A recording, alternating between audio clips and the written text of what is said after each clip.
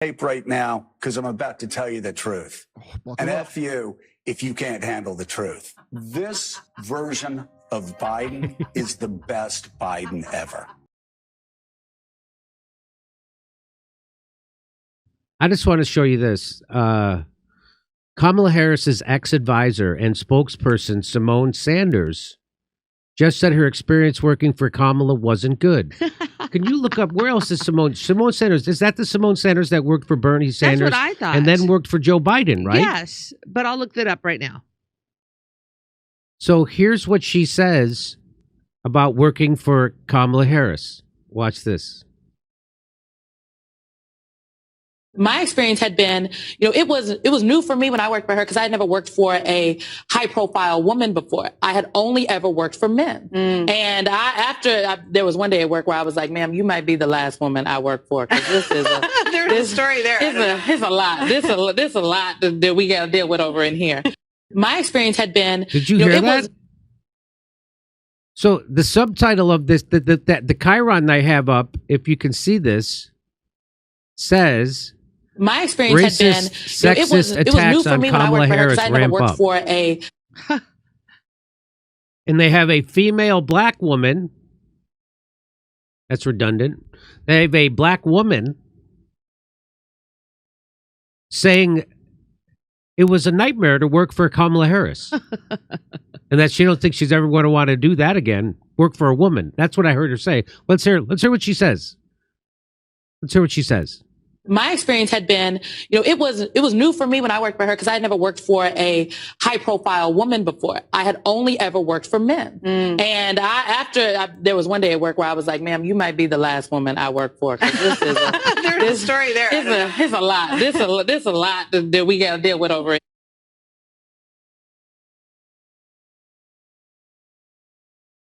That's a black woman saying she never wants to work for another woman. And they all giggled about it on MSNBC. Imagine if that was a guy saying that. Imagine if a guy said, I don't ever want to work for a woman. Holy shit, it's horrible. Imagine that. Nobody even blinks an eye. This rewriting of Kamala Harris. Kamala Harris is a horrible sociopath. She's mean. She likes to inflict punishment on people. Do I need to show you the video of her giggling about putting the parents of truant students in jail? She giggled about it. She is a psychopath. Now, I'm not using that. Well, let's put it this. She is definitely a sociopath. She's horrible. And we just did a story about Venezuela. Believe me, she's going to do whatever they want her to do in Venezuela. If they overthrow it, she'll overthrow it. They want her to start a war with Iran, she'll start a war with Iran. They want us to keep, if they want her to keep the war in Ukraine going for 10 years, she'll keep it going. They want her to start a war with Russia, she'll do it. Taiwan, for China, she'll do it. Do you know that Kamala Harris covered up exonerating evidence from a guy who was 4 hours away from being executed? Do you know that Kamala Harris threw 1,000 people in jail because when they were getting drug tested, the drug lab would bring back false positives saying that, oh, they were doing drugs when they weren't, and she knew it and covered it up. And 1,000 people got put in jail because of that. She covered that up. She didn't expose it. She was ordered by a judge twice to release prisoners from California jails, and she didn't. And her office argued that the reason why they couldn't release those prisoners that the judge had ordered released, she said, because it would, her office said that it would upset the prison labor system. So we got to keep people in jail for slavery. That's who Kamala Harris is. And you didn't even get to not vote for her. They just chose her and jammed her down your throat. And you're going to take it. The Democrats will take it. Democrats are taking it enthusiastically. They're glad. Oh, they're glad that Joe Biden isn't the nominee anymore because he's demented. And now I guess it's okay to say that. We've been saying it here for 4 years. Okay, so Simone Sanders, she served as the national press secretary for Bernie Sanders in 2016 presidential campaign. She left the campaign abruptly in June 2016, saying she was not let go and that leaving the campaign was her decision. In October 2016, she was hired as a Democratic strategist and political commentator for CNN. And then in 2019, Sanders joined the 2020 presidential campaign of former Vice President Joe Biden as senior advisor, and after Biden won election, was named chief spokesperson and senior advisor for Vice President Kamala Harris. That's her background. Jimmy, I want to know why Simone Sanders was allowed to say this. Why is she allowed to say this on MSNBC? Does she not want to go to the parties? When did she say this? That's my question.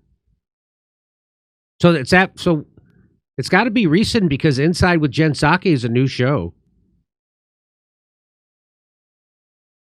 This must have had to be recent.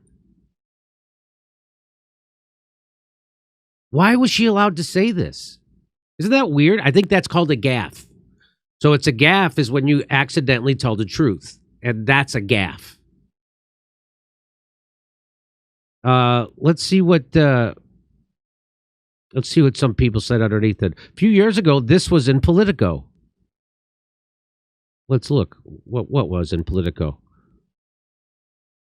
Not a healthy environment. Kamala Harris' office rife with dissent. There's dysfunction inside the vice president's office, aides and administration officials say, and it's emanating from the top. People are thrown under the bus from the very top. There are short fuses, and it's an abusive environment, said another person with direct knowledge of how Harris's office is run. It's not a healthy environment, and people often feel mistreated. It's not a place where people feel supported, but a place where people feel treated like shit. And then it's so bad that this woman says this on MSNBC. This is wild. My experience had been, it was new for me when I worked for her because I had never worked for a high profile woman before. I had only ever worked for men. And there was one day at work where I was like, ma'am, you might be the last woman I work for because this is There's a story there. It's a lot. This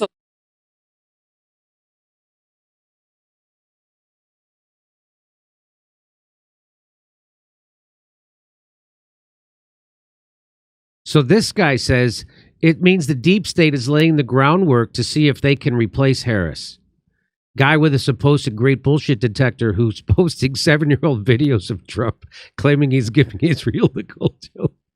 That guy's busting my balls. Good for you, TK.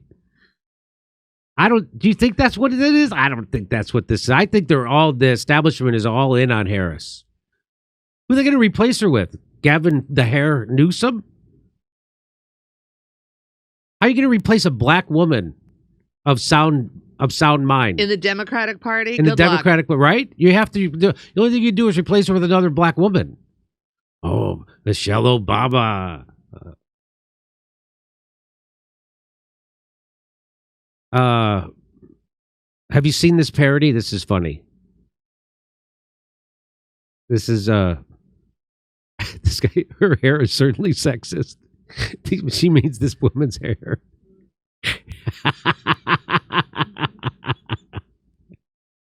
That's funny. Have you seen? So anyway, that's a big deal. That Simone Sanders said that. How is that? That's got to go right into a Trump campaign ad. And I don't believe. Do you believe these polls that are saying, Oh, boy. that she's narrowing the gap on Trump? And do you believe those polls? I don't believe the polls. Do you believe those polls, Misha? I don't believe those polls at all. She was the most unpopular candidate in the 2020 primary. She was. She got 1% of the black vote. Elizabeth Warren got 8%. Bernie Sanders got 16% of the black vote. Kamala Harris, 1%. Okay, so let's play this. This is funny. This is a funny. I, Kamala Harris, am your Democrat candidate for president because Joe Biden finally exposed his senility at the debate. Thanks, Joe. I was selected because I am the ultimate diversity hire. I'm both a woman and a person of color. So if you criticize anything I say, you're both sexist and racist. I may not know the first thing about running the country, but remember, that's a good thing if you're a deep state puppet. I had 4 years under the tutelage of the ultimate deep state puppet, a wonderful mentor, Joe Biden. Joe taught me rule number 1, carefully hide your total incompetence. I take insignificant things and I discuss them as if they're significant. And I believe that exploring the significance of the insignificant is in itself significant. Talking about the significance of the passage of time, right? The significance of the passage of time. So when you think about it, there is great significance to the passage of time, and there is such great significance to the passage of time. Another trick is trying to sound black. I pretend to celebrate Kwanzaa, and in my speeches, I always do my best Barack Obama impression. So hear me when I say, I know Donald Trump's type. And okay, look, maybe my work addressing the root causes of the border crisis were catastrophic, but my knowledge of international politics is truly shocking. The United States shares a very important relationship, which is an alliance with the Republic of North Korea. It is an alliance that is strong and enduring. And just remember, when voting this November, it is important to see what can be unburdened by what has been. And by what has been, I mean Joe Biden. Do you think the country went to over the past 4 years? You ain't seen nothing yet. Wow, that's funny. That's funny. I wish they would do one. I wish they would do one for Trump. Also, I wish they would do it for everybody. These are funny.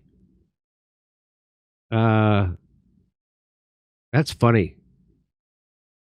Let's see what else.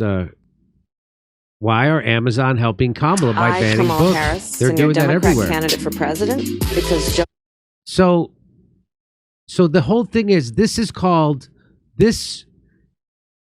segment is called "Racist, Sexist Attacks on Kamala Harris Ramp Up," and then they have a black female.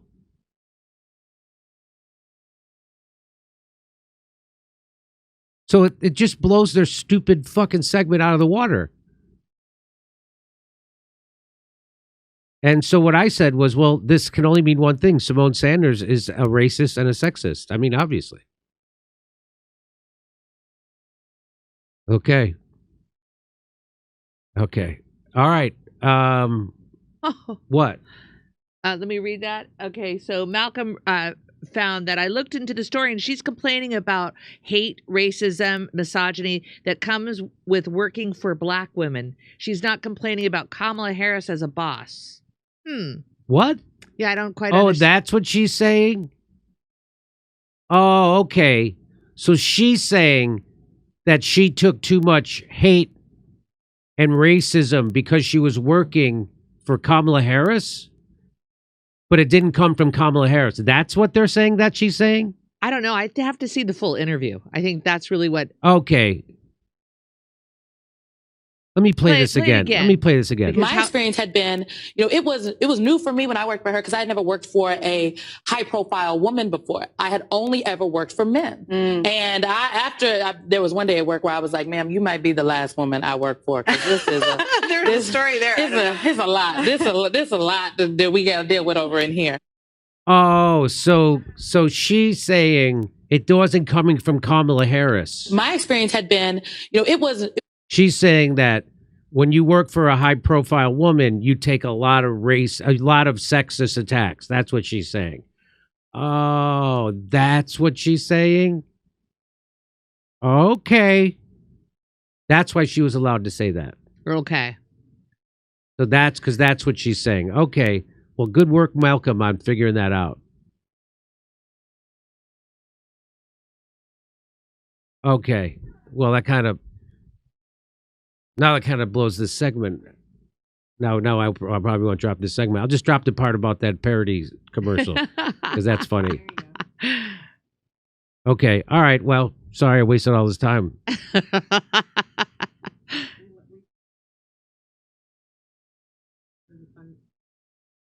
It was still fun. All right. Do you want to keep on you, or do you want to come over here as you're scrolling? What do you want to do? Wait. Here's Simone Sanders, who resigned from Kamala Harris's staff, gives a very tepid endorsement of Kamala Harris on Morning Joe. Let's hear what she has to say. Let's just see what this is. The Republican reaction to this, and I've been sort of following and digging into it through contacts I have, and it is very real. It is a hate campaign against who they call Kamala Harris. And they are freaking out, melting down. I can't think of the other words, but you see this very strong reaction, which shows that something has moved the meter, and perhaps Donald Trump himself may not be happy about the concept of Kamala Harris. I've been watching all night long videos of her in Senate hearings, grilling former Attorney General Bill Barr, Supreme Court nominees. And man, can she prosecute? Can she grill Republicans? Can she drive the point home when she's in that mode? So I guess my question to you is, what do you think? Will she get the support? Will she get the delegates? And can she prosecute the case against Donald Trump?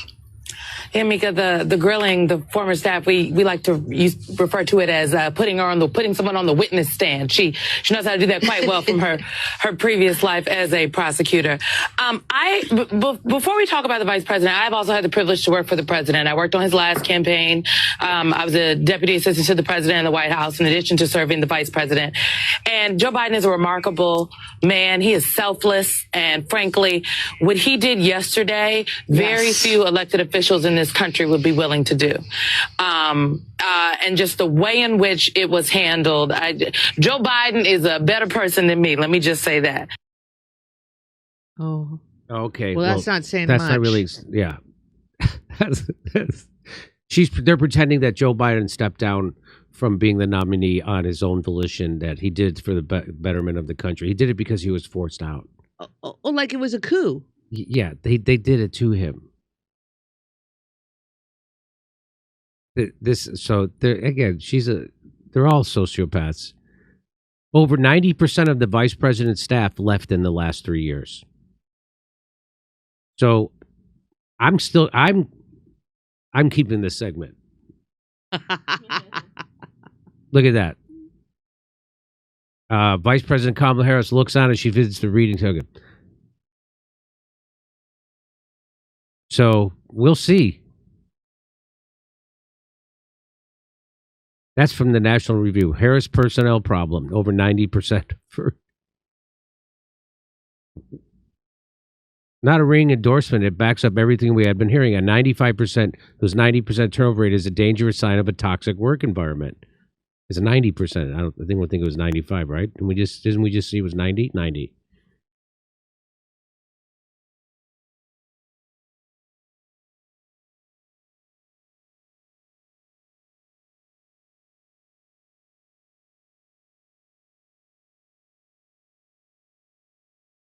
Okay.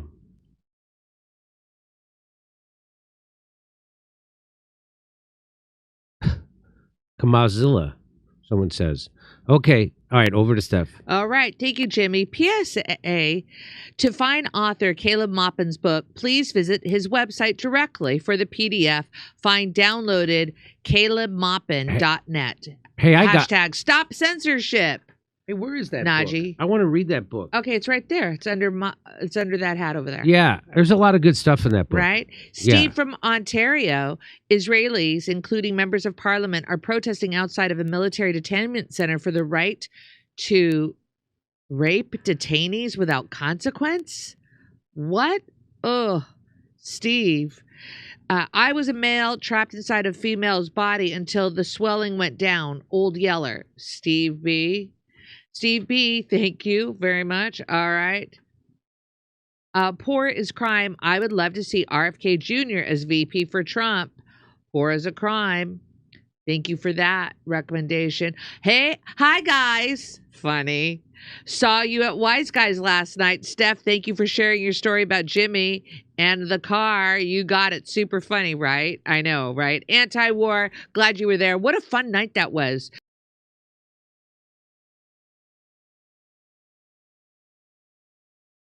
Everybody at Wise Guys was so nice. We can't wait to go back. Little Wisdom, thank you, Jimmy, for the John Perkins recommendation, Confessions of an Economic Hitman. Little Wisdom. Kate Cott was, I'm going to hold that one for later, Kate Cott was, your Carl Jung question. Censored on YouTube, we meddle in other people's business instead of cleaning up our own house. Hannah, sir. You are my people, Jimmy Dore followers. Most of you, anyways, you know that when it comes to culture war issues, the left is batshit crazy. And when it comes to foreign policy, the right is batshit crazy. They both are. Look at you, attention deficit or deficit. You need to get Anya Parampil on to talk about this. She's a Venezuelan expert. We'll reach out to her this week. Why did I get her on today? Because we just flew in today. Oh, that's why. right. Hey, they want to keep the oil off the market, Jimmy, original faux guy. All right, here we go. Let's go over here. Super chats. Let's make this happen, super chatters. Clank, Mike the Wop. Hey, a $5 for the chimpanzees make me wait. Tony B, how can you be right back when you haven't arrived? How can I have some more when I haven't had anything? Mike the Wop. Jimmy, quit smoking marijuana, but still get a 1G THC IV every 45 minutes. Tony B, check out James O'Keefe report on Act Blue donation fraud. Oh, I started reading about that today. I saw a video on that. Really? Yeah, it's pretty interesting. Act Blue. I just saw that today. There's definitely fraud happening. Yeah. Fraud at Act Blue? Oh, wait a minute. O'Keefe Media Group. We ain't got no election integrity. Oh. Wow, Natalie. Thank you for that. Remember in 2018, Musk tweeted about Venezuela. We will coup whoever we want to deal with it, and then deleted it. His companies don't turn a profit. He's the ultimate welfare queen, defrauding us taxpayers. Sean, what's going to happen first? The show starting or Joe Biden dying? Show started, Mike the Wop. Show started. Jimmy still owes me for an eighth. I friended him in 1984. Tony B, I don't think he was smoking pot in 84. I was smoking pot in 84. So I challenge that statement, Tony. And okay. Now back to Jim Jam.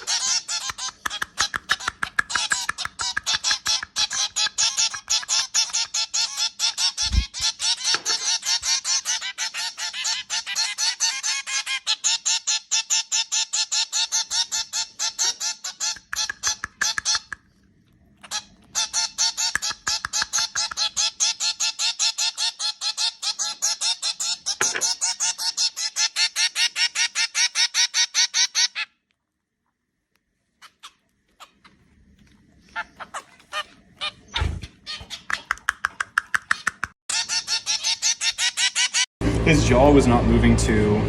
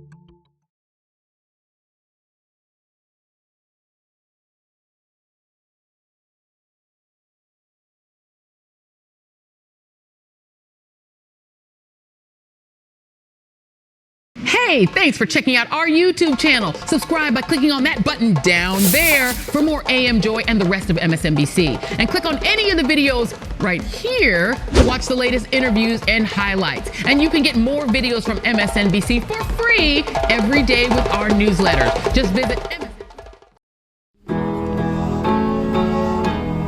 Isn't it swell? The memes make themselves. They found a rabbi hole, tunnels and all. There's Jews in the walls. Isn't it bliss? The rabbinical grace soiling the mattresses. Well, let me tell you.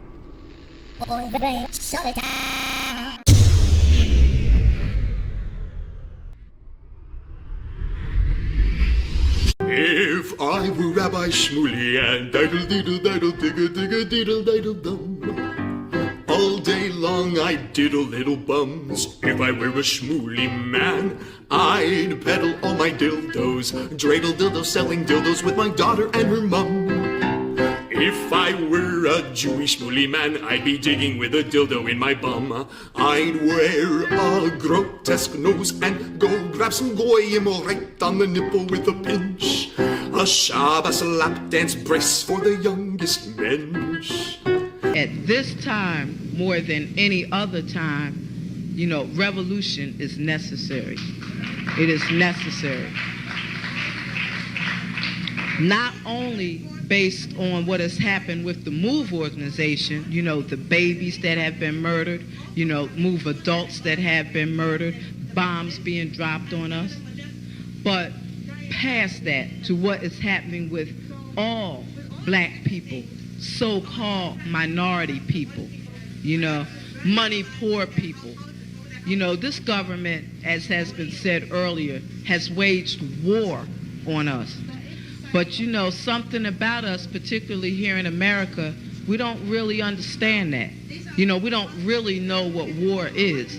You know, for black people, for poor people, that people see as good, that they wasn't forced to do, that they didn't do to try to keep black people appeased, you know, and calm down so that black people wouldn't riot. A prison situation is a crystallized example of that. You can make phone calls in prison. They have movies in prison, but they don't have those things because they just want to be nice to prisoners.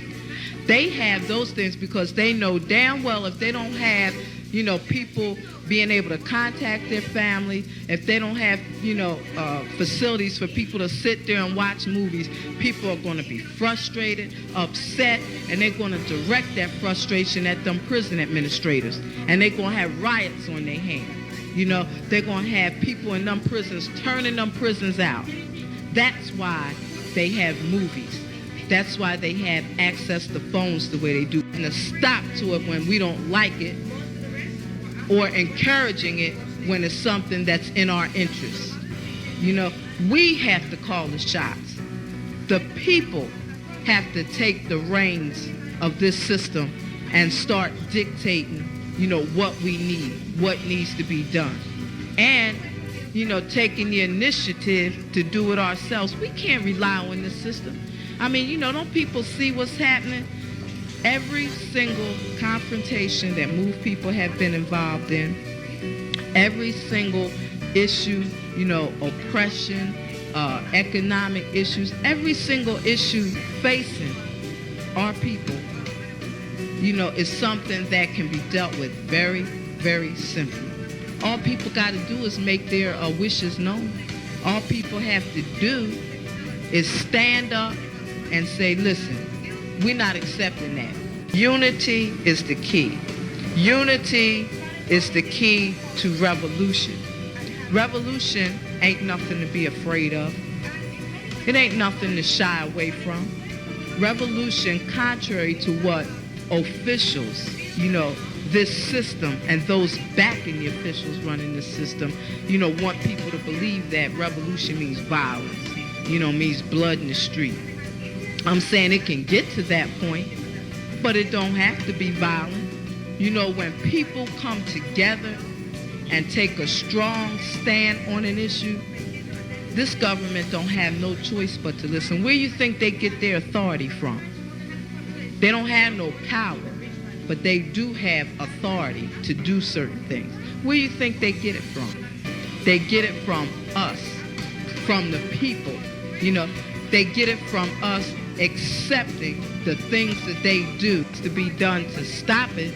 Then you have some people who want to then turn around and say, yeah, well, you know, it's the best we have, and want to make excuses. The time for excuses is over. It's over.